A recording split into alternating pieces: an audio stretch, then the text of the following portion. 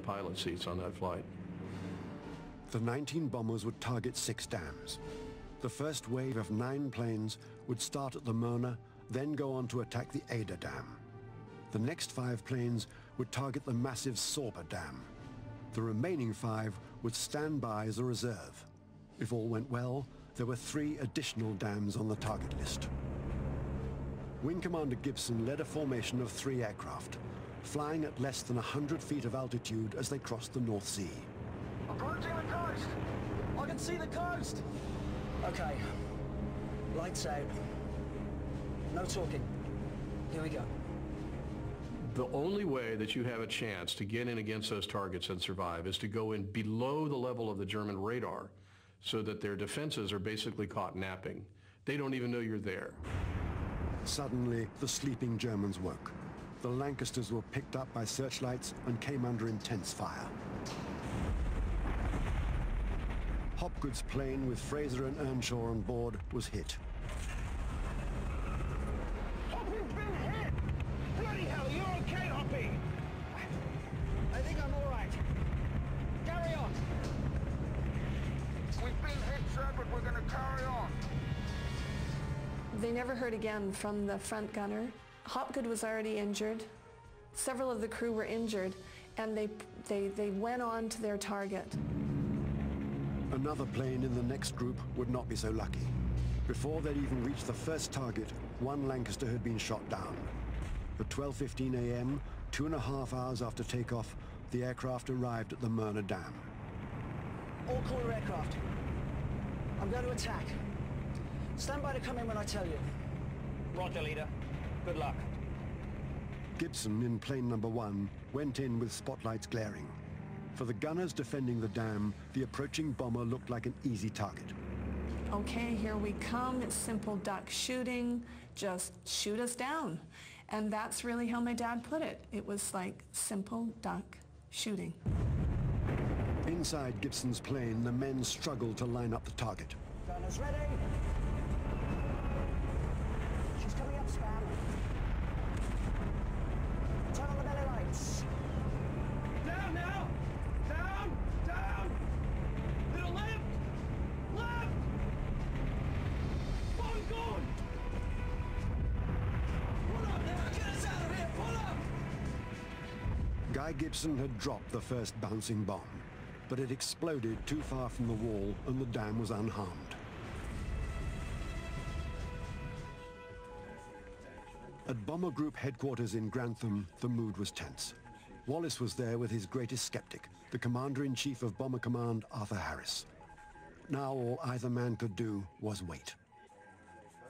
It must be a tremendous kind of mortal test to have your own adversary, Harris, sitting right in the same room, prepared, obviously, to give him a massive "I told you so." The chief signals officer was standing by to decode messages from the aircraft. To indicate that they'd dropped their bomb, the pilots radioed the word "Goner." Goner. No apparent breach. No. Oh, that's no good. Above the Mona Dam, Bomb Aimer John Fraser heard Gibson calling over the radio. Forward, Sue. It's your turn to attack. Preparing to attack. Stand by, rear gunner. They're opening up. Hopgood, piloting plane number 2, went in for the attack. But as they approached the dam, they were hit in the starboard wing.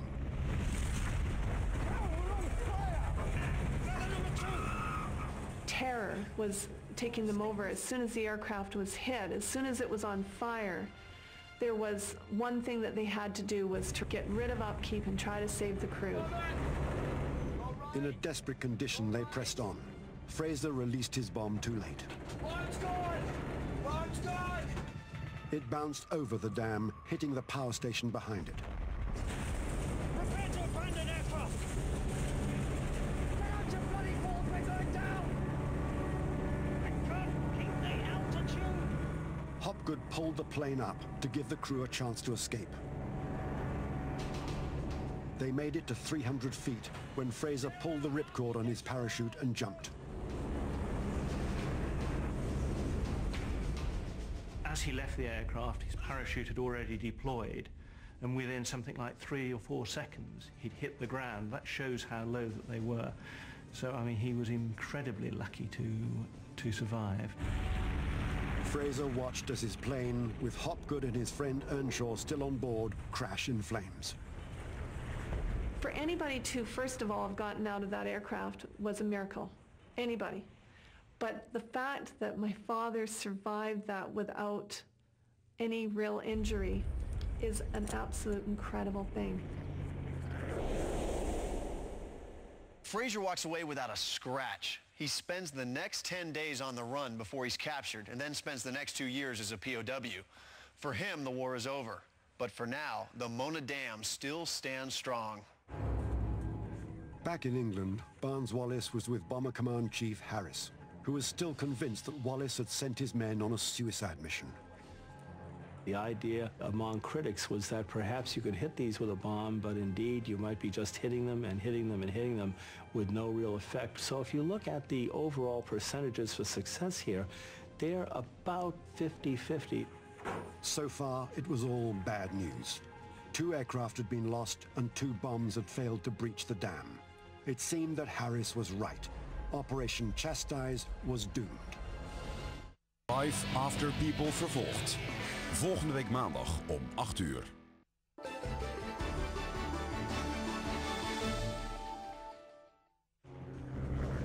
At just past midnight on the 17th of May 1943, a daring attack on German dams was underway. 2 planes had been shot down and 2 bombs had failed to destroy the target. German gunners were defending the dam with everything they'd got.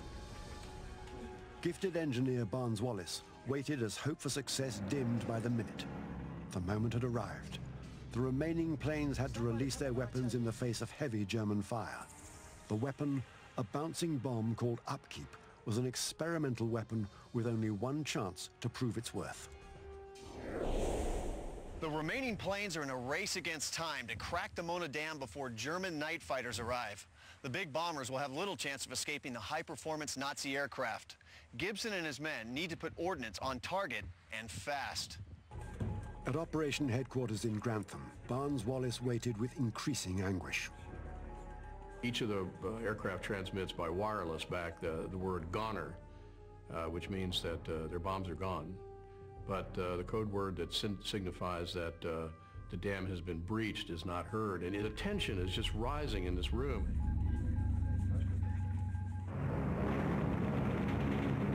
Over the Mona Dam, Wing Commander Guy Gibson called the 3rd plane into attack. Are you ready? Roger, leader.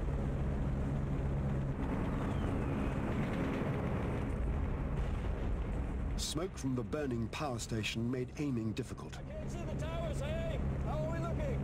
Right, just a bit. Just a bit. Good. Hold. Steady. Steady. All right, bomb's gone. Bomb's gone. Bombs away, leader!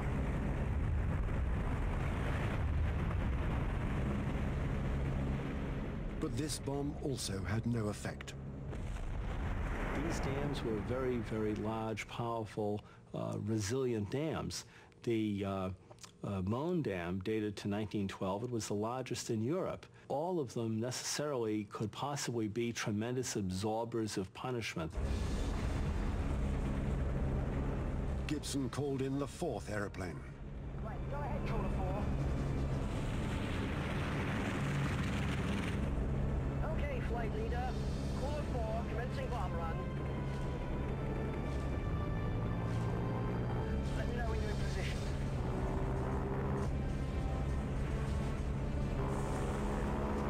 Okay, flight leader.